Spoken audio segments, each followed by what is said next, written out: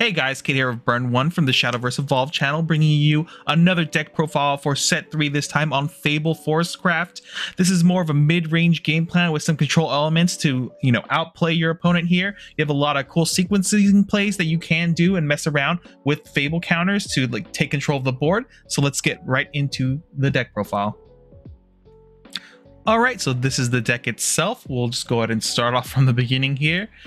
First card, this is a new card added from set 3 that helps the whole Fable archetype work very, very well. And this card is Actress Feria. Hopefully I'm saying that correctly. She's just a goblin statted, which is always good. And then it has the added text that you can engage this follower to be able to give another Fable follower on your field a Fable counter. This is one of the ways we can start using our Fable counters or building up Fable counters on other followers in order to use some of their effects or activate their effects. It's a very good statted card for a 1-drop, obviously, but also has good utility. The fact that we're in Forest 2 lets us engage this, bounce it back to our hand, play it again, engage it to just build up extra Fable counters wherever we need it when we want to in the mid to late game. Bellringer Angel, obvious classic of most mid-range decks, I would say.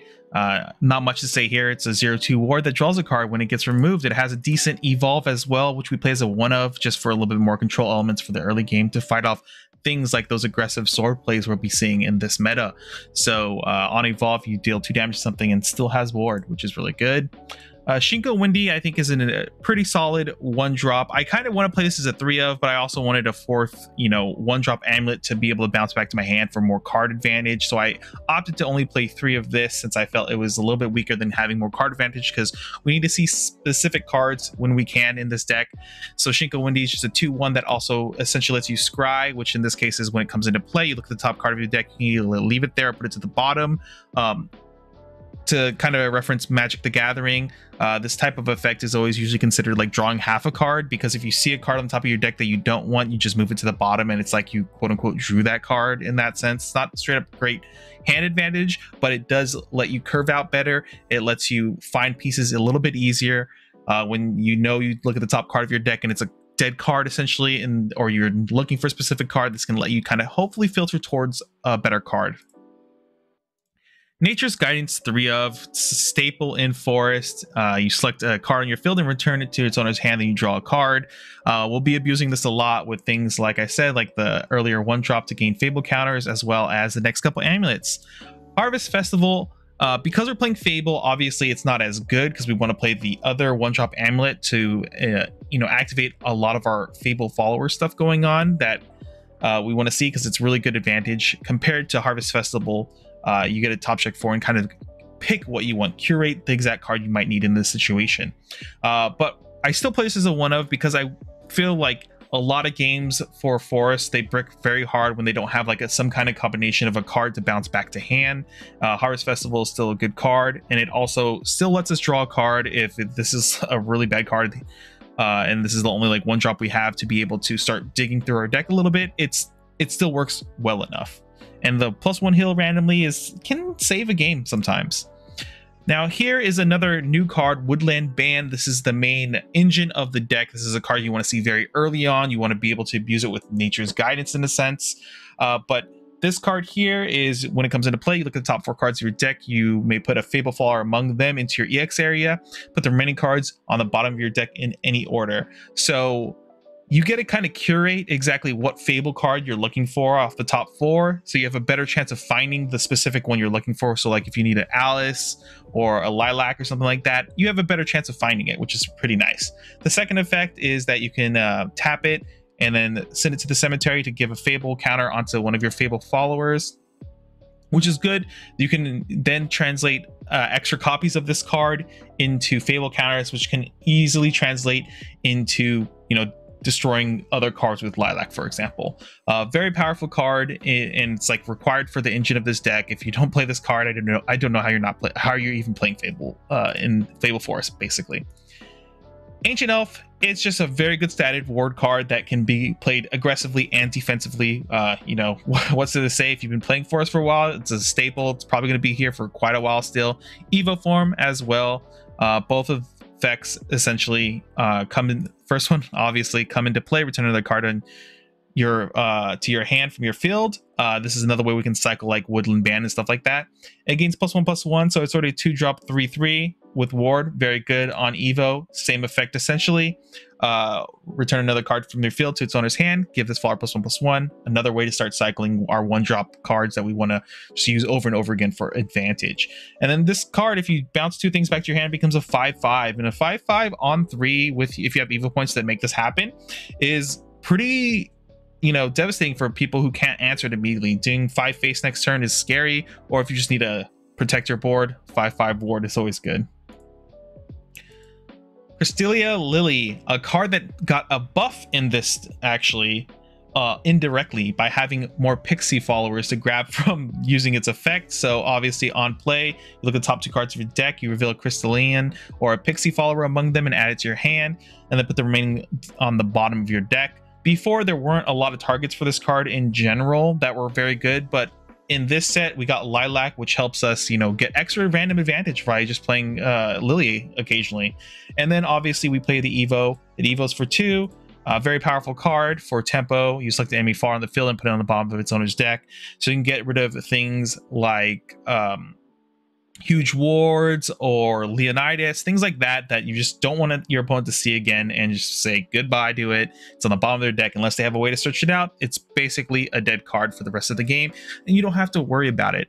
This is a powerful card. Stat line isn't amazing, but you know, the payoff for evoing it is very good. So you know, solid card all around.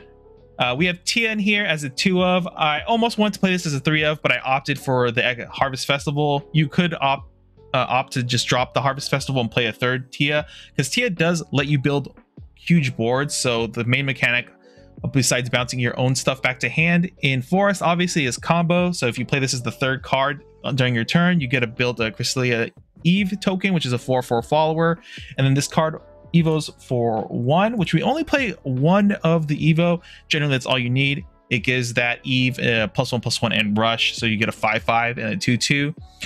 Very powerful card, used very often to build huge wide boards, and if needed be, you can get a 5/5 out of it to either clear the board up or just make more pressure on the board by generating 7/7 worth of stats.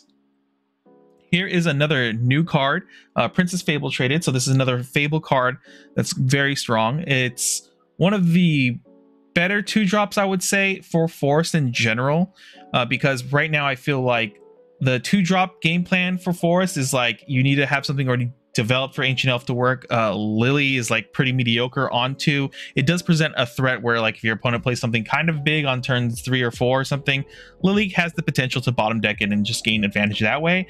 But usually a lot of times players are able to remove Lily and not worry about it too much. But Flower Princess now is a decently statted 2/3. It's not the best stats in the world, obviously, but it's good enough. But it has a fanfare where you get to put a fairy token into your EX area, which is pretty good. And if you combo 3, you put a Fable counter on this card, and when this card has a Fable counter, you can engage it, remove a Fable counter on this card, and select an enemy follower on the field and deal 3 damage to it. So it provides some control. You have some interaction too, where, like, instead of attacking with this card, if you have a Fable counter on this card, you can deal 3 damage instead of swinging for 2 into a follower, anything like that. Obviously, though it's engaged, your opponent can now swing into it. Card provides a little bit, you know, control. A lot of like good statted things too that are in the 1 to 2 drop range right now have about 3 health. So this is able to remove most things while also generating an extra token. 1/1 fairy, not the most amazing thing, but you know, it comes up occasionally to build combo, or like a 1 play point way to build combo and present an extra follower on the board. So not the worst, but it's a solid 2-drop all around. I very much like it. Obviously, we're in the Fable territory, so we have to be playing Alice Wonderland Explorer. This is one of our other ways to generate card advantage while also being able to manipulate our Fable counters onto different followers to generate like better advantage that way by abusing things like Lilac when you move those around, or even Beauty and the Beast if needed. So on play, fanfare, put a Fable counter on this card, and then you can do this at next effect as many times as you want. Since it doesn't engage or anything, the cost is just remove a Fable counter from this card, select a Fable follower on the field in your EX area and put a Fable counter on it. This way we can just like move Fable counters from Alice to other things. Like I said, either Rapunzel, which will be coming up later, Beauty and the Beast, things like that, or even Lilac, which is a very strong play. This comes into play, you just give the counter to Lilac, and then Lilac pays 1, remove the counter, destroy something. Very solid all around. Next, we play 2 of the Evo, which is the big advantage here for playing Fable, and the big payoff is Alice. So on evolve, look at the top 4 cards of your deck. You may put up to 2 Fable cards from among them into your EX area, put the remaining cards on the bottom of your deck in any order, and then still the same effective removal Fable counter, and then put it to summon another Fable card. This is how we generate a lot of advantage. We're going to have a very filled up EX zone with this deck, and this helps us find all of our Beauty and the Beast, things like that, to just shove it into the EX area so they can get Storm and everything like that when later on in the game. Magical Fairy Lilac.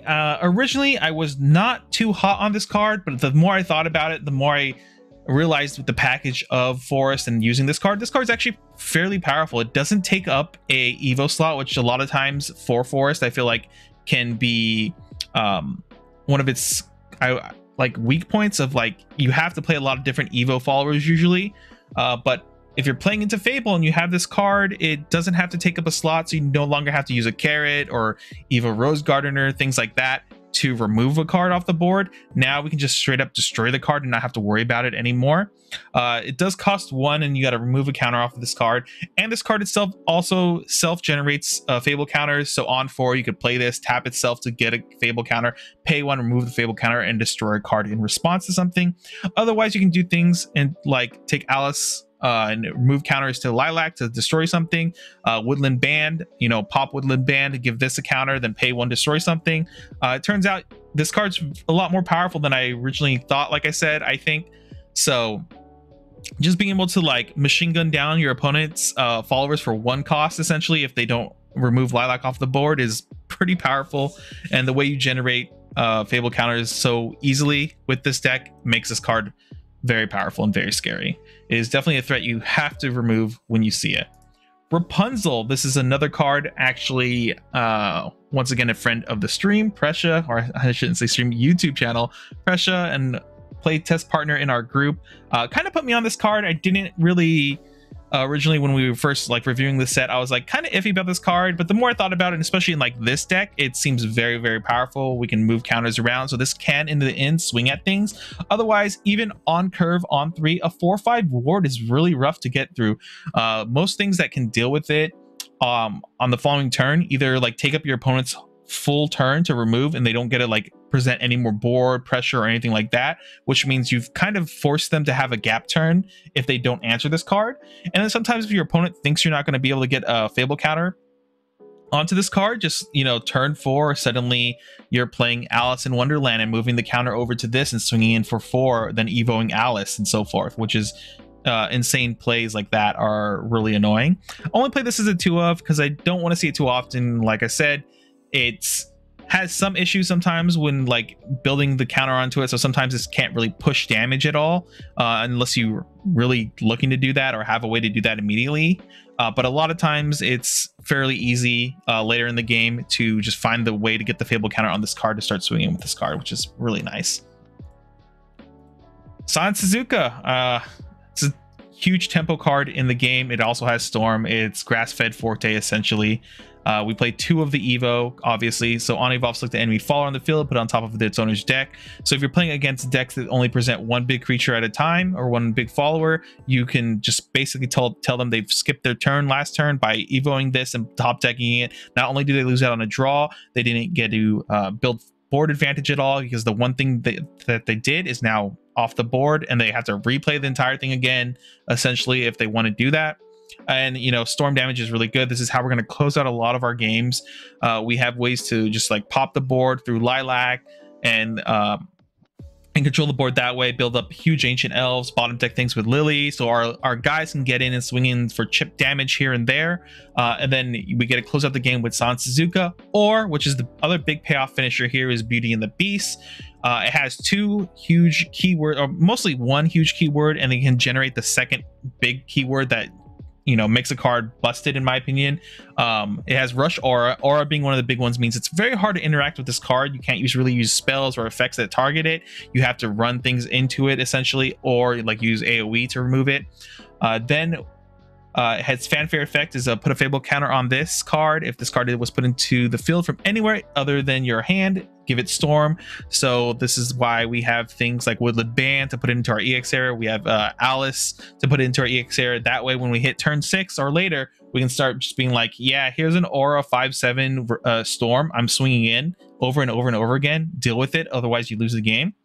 Then the secondary effect, which it can come up occasionally but isn't that good. It's usually in a response after turn 6 of like presenting on curve Beauty and the Beast that wasn't able to be answered. Suddenly you can start pay 1, remove a counter, give it +1/+1, and keep doing that over and over again. Or sorry, pay 1 and remove any number of counters. I shouldn't say 1 counter at a time. So you can essentially you can take Alice's and start moving all your counters from Alice over there, or generate counters from the 1-drop earlier to add extra counters into this, and suddenly you pay 1 and say like remove 3 counters, and suddenly you have an 8/10 on the board that has Storm or is able to swing in and do big damage. And the fact that it has Aura makes it so hard to interact with. So like once you get a Beauty Beast on the board and it's able to buff itself up, essentially it's really good. If your opponent can't answer the card immediately too, so there are times where like you can, for example, like play Beauty and Beast from hand, and it has Aura, which means now against Dragon they can't necessarily destroy the card with any of their spells. The only one that can really hit them is my brain is shutting off here for a second. What's the card called? Conflag. There we go. Conflag doesn't remove this card immediately, and if they don't have a follow-up after Conflag that just deals damage to the board or something like that, suddenly this card lives. In response after that, you can pay 1, move some counters around, pay 1, remove all those counters, buff this card up, and swing in for a game that way. This card is, I feel like, very scary card to be sitting across once it gets on the board and develops and you don't have a way to remove it. And I think this is the way you're going to be closing out a lot of your games. You could do a lot of chip damage early to the mid game, and then you start presenting these threats like Suzuka and Beauty and the Beast that are just really hard to deal with, or that set your opponent behind tempo wise, and then you just swing in with Beauty and the Beast or Suzuka and the game is done from there. Very powerful card in my opinion. I think we're going to see this a lot. I think the big payoff for Forest is this card, which I think in a way is very powerful and very hard to interact with. And cards with Storm and Aura, aka Forte, are very hard and annoying to deal with, and people hate dealing with that card. One of the big reasons Dragons is still as powerful as it is because Forte is just such a busted card with the Aura and Storm, and now we get that in Forest, and we get a decently good payoff for it too. Yeah, so like that kind of wraps up this deck. It's a very powerful deck in my opinion. You should be trying it out. This deck, I think, in my opinion, is probably in the tier 1 territory, maybe tier 1.5 if there's like consistency issues. I always feel like I know most decks can have that issue where like they just draw bad, but for some reason whenever I play Forest, this is the feeling I get. It just sometimes Forest bricks like extra bricky, I guess, and so it's just really annoying. Otherwise, that's the deck, guys. I hope you enjoy it. I hope you try this out. It's really good and really fun to play with. I really like this list. So yeah, hope to see you guys in the next video. Make sure to like, comment, subscribe, as we really much do appreciate it, and it helps us motivate ourselves to do more content. See you guys in the next video.